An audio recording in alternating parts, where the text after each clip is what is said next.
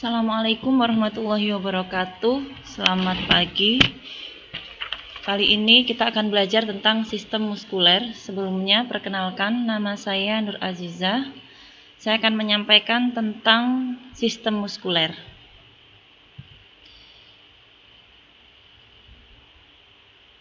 Sistem muskuler atau istilah lain yaitu sistem otot, di mana sistem ini selalu berkaitan dengan sistem gerak. Semua sel-sel otot mempunyai kekhususan yaitu untuk berkontraksi. Terdapat lebih dari 600 buah otot pada tubuh manusia, di mana sebagian besar otot-otot tersebut dilekatkan pada tulang-tulang kerangka tubuh oleh tendon dan sebagian kecil ada yang melekat di bawah permukaan kulit, serta ada juga yang melekat pada organ-organ tertentu. Sistem muskuler terdiri dari otot, tendon, dan ligamen. Beberapa fungsi dari sistem muskuler antara lain berfungsi sebagai pergerakan, di mana otot merupakan anggota gerak atau alat gerak aktif, berkoordinasi atau bekerja bersama dengan tulang, di mana tulang merupakan alat gerak pasif. Otot menghasilkan gerakan pada tulang tempat otot tersebut melekat dan bergerak pada bagian organ internal tubuh, misalnya pada organ-organ tertentu, pada sistem pencernaan, pada sistem pembuluh darah, pada sistem perkemihan, dan sistem-sistem lain yang sering terjadi proses pergerakan. Selain sebagai pergerakan, otot juga sebagai penopang tubuh dan mempertahankan postur tubuh. Otot menopang rangka dan mempertahankan tubuh saat berada dalam posisi berdiri atau duduk, di mana dia bekerja terhadap gaya gravitasi. Sering kita merasakan pada saat kita berdiri lama atau duduk terlalu lama, maka akan ada organ-organ tertentu dari tubuh kita yang merasa lelah. Nah, itu terjadi karena otot pada area tertentu, misalnya di betis atau di kaki, dia sangat bekerja ekstra dalam menopang tubuh dengan melawan gaya gravitasi. Selain sebagai penopang tubuh, otot juga sebagai produksi panas, di mana pada saat otot berkontraksi secara metabolis, dia akan menghasilkan panas. Misalnya pada saat kita bekerja atau pada saat kita melakukan aktivitas tertentu. Ciri-ciri dari muskuler atau otot, di mana otot itu bisa mengalami kontraktilitas atau mengalami kontraksi, di mana serabut otot berkontraksi dan menegang yang dapat atau mungkin tidak melibatkan pemendekan otot. Jadi pada saat otot itu berkontraksi, dia itu bisa membesar dan memanjang, yang terkadang bisa kembali ke posisi awal ataupun dia semakin pendek atau tidak kembali pada posisi semula. Ciri otot yang kedua yaitu eksitabilitas, di mana serabut otot akan merespon dengan kuat jika distimulasi oleh impuls saraf. Kemudian ciri yang ketiga, ekstensibilitas, di mana serabut otot memiliki kemampuan untuk menegang melebihi panjang otot saat relaksasi. Atau yang keempat yaitu elastisitas, di mana serabut otot dapat kembali ke ukuran semula setelah berkontraksi atau meregang. Atau bahkan terkadang otot bisa memendek melebihi atau lebih pendek dari ukuran otot sebelumnya. Misalnya yang terjadi pada otot rahim pada saat melakukan kontraksi. Jenis-jenis otot antara lain ada otot rangka, ada otot polos, dan juga otot jantung. Di mana otot rangka merupakan otot lurik atau istilah lain otot skeletal ya. Otot rangka atau otot skeletal atau otot lurik yang mekanisme kerjanya adalah volunter, yaitu dia bekerja sesuai dengan perintah atau sesuai dengan rangsangan yang ada. Otot ini biasanya melekat pada rangka karena berkaitan dengan sistem gerak. Karakteristik otot rangka sebagai berikut. Serabut otot sangat panjang sampai dengan 30 cm. Berbentuk silindris dengan lebar berkisar antara 10 mikron sampai dengan 100 mikron. Setiap serabut memiliki banyak inti yang tersusun di bagian perifer. Kemudian kontraksinya sangat cepat dan sangat kuat. otot ini dominan berada pada organ rangka atau tulang. Struktur mikroskopis otot rangka. Yang pertama, otot skelet yang disusun oleh bundel-bundel paralel yang terdiri dari serabut-serabut berbentuk silindris yang panjang yang disebut dengan istilah myofiber, yaitu serabut otot.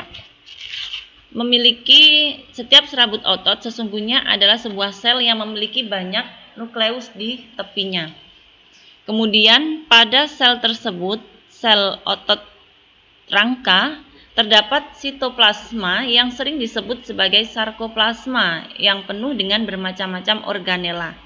Kita ingat materi-materi pada pertemuan sebelumnya tentang sel jaringan, bahwa sel itu adalah bagian fungsional terkecil dari tubuh, di mana semua sel yang ada di dalam tubuh manusia, baik itu mungkin sel yang ada di sistem pencernaan, sistem pernafasan, dan lain-lain, bahkan di sistem otot ini, dia memiliki inti sel juga. Dia memiliki sitoplasma yang di dalam sitoplasmanya juga memiliki banyak organela. Kebanyakan berbentuk silinder yang panjang yang biasa disebut dengan myofibril. Myofibril disusun oleh myofilamen yang berbeda-beda ukurannya, yaitu ada yang kasar yang terdiri dari protein myosin dan ada yang halus yang terdiri dari protein aktin, ya. Itu tadi otot rangka, di mana posisi atau letak otot rangka biasanya terletak pada anggota gerak. Kemudian berikutnya adalah otot polos. Otot polos merupakan otot yang tidak lurik dan involunter. Kalau tadi volunter adalah dia akan bekerja atas perintah, tetapi kalau involunter dia tidak bekerja berdasarkan perintah. Jadi tidak bisa dikendalikan. Jenis otot ini dapat ditemukan pada dinding rongga seperti pada kandung kemih, pada uterus, serta pada dinding tuba seperti pada sistem respiratorik juga, pada sistem pencernaan, reproduksi, urinaria, dan pada sistem sirkulasi darah. Di mana sistem-sistem ini akan tetap bekerja meskipun kita tidak menginginkan. Jadi pada sistem saluran cerna dia akan tetap berkontraksi seperti itu.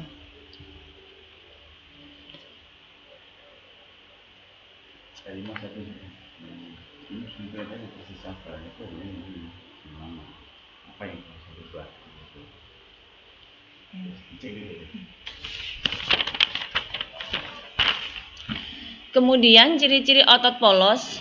Serabut otot berbentuk spindle dengan nukleus sentral.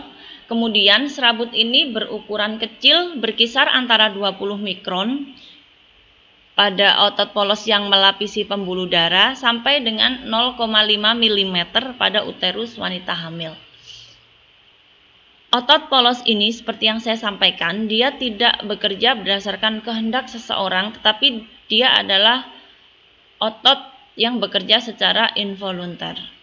Kontraksinya kuat dan lamban. Struktur mikroskopisnya otot polos adalah sarkoplasmanya terdiri dari myofibril yang disusun oleh mikrofilamen dan myofilamen. Ada dua kategori otot polos berdasarkan cara serabut otot distimulasi untuk berkontraksi, yaitu sebagai berikut.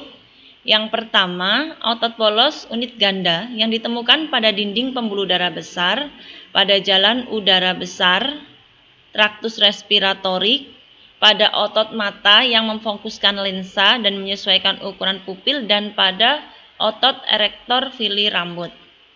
Jadi ini adalah contoh dari otot polos yang ditemukan pada otot polos unit ganda. Kemudian ada lagi otot polos unit tunggal yang ditemukan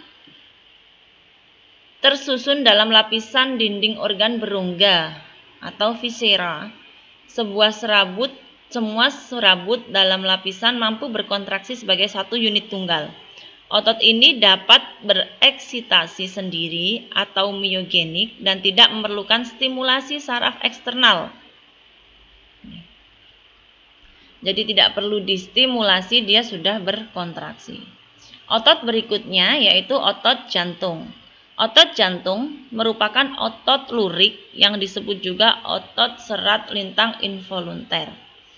Kalau tadi kita bilang otot lurik atau otot rangka tadi sifatnya volunter, tetapi otot jantung ini juga otot lurik tetapi dia sifatnya adalah involunter. Otot ini hanya terdapat pada jantung. Otot jantung mempunyai sifat bekerja terus-menerus setiap saat tanpa henti. Tapi otot jantung juga mempunyai masa istirahat, yaitu pada saat setiap kali berdenyut. Jadi ada kala jantung itu mengalami kontraksi dan ada kala jantung itu mengalami istirahat. Tetapi itu hanya terjadi pada beberapa waktu. Jadi denyutan yang kita rasakan itu adalah pada saat jantung berkontraksi kemudian beristirahat. Denyutan berikutnya adalah pada saat jantung berkontraksi. Struktur mikroskopis otot jantung mirip dengan otot rangka. Memiliki banyak inti sel yang terletak di tepi agak ke tengah.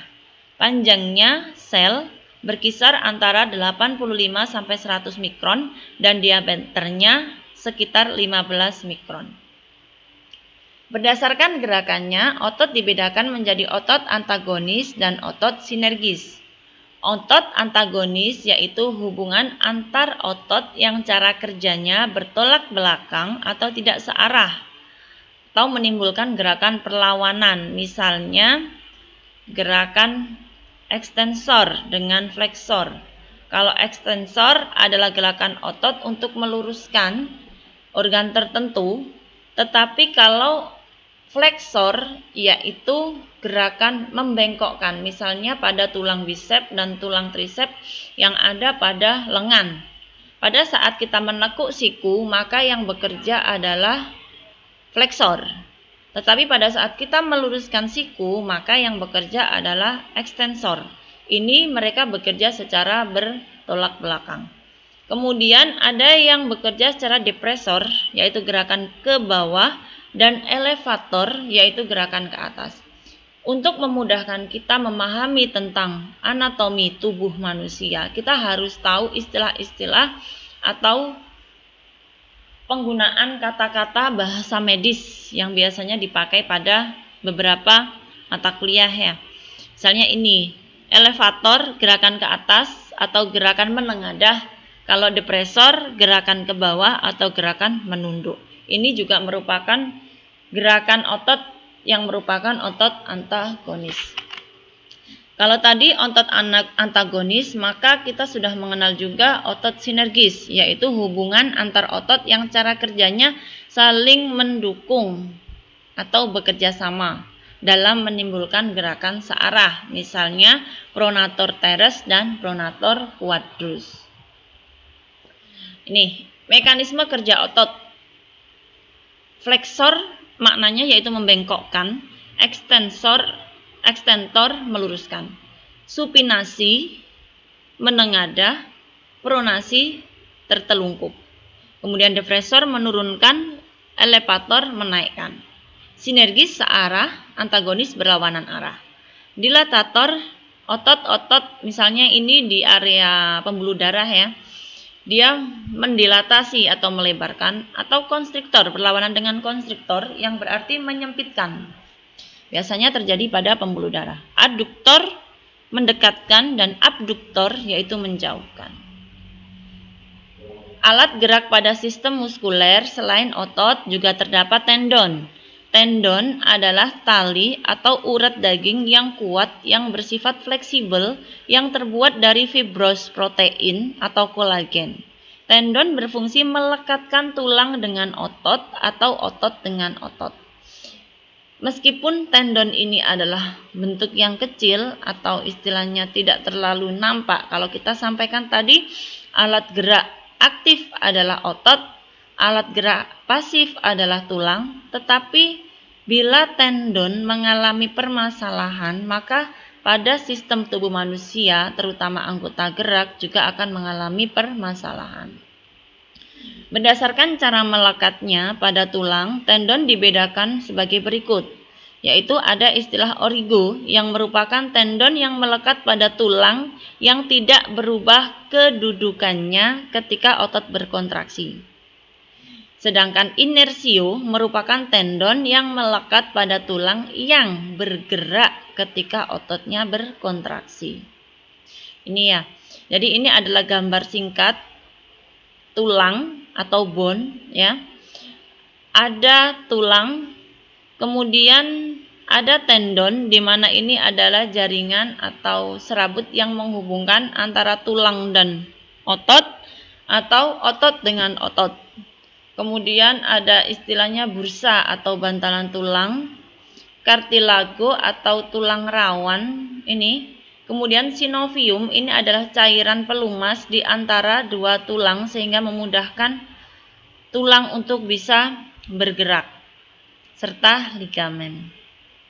Ligamen adalah pembalut atau selubung yang sangat kuat, yang merupakan jaringan elastis penghubung yang terdiri atas kolagen. Ligamen membungkus tulang dengan tulang yang diikat oleh sendi. Beberapa tipe ligamen yaitu yang pertama, ligamen tipis.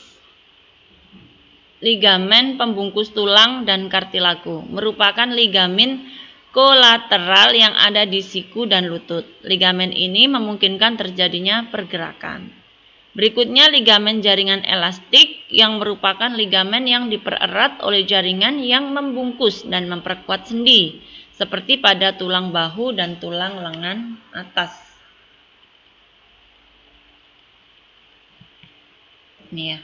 Ini adalah gambar ligamen kolateral di lutut. Jadi dia menghubungkan atau membungkus tulang lutut bagian atas atau femur dengan tulang lutut bagian bawah atau fibula dan tibia. Demikian tentang sistem muskular untuk perkuliahan pada pagi hari ini. Semoga bisa bermanfaat. Apabila ada pertanyaan bisa dilanjut pada diskusi di forum Classroom. Demikian, terima kasih. Saya akhiri. Wassalamualaikum warahmatullahi wabarakatuh.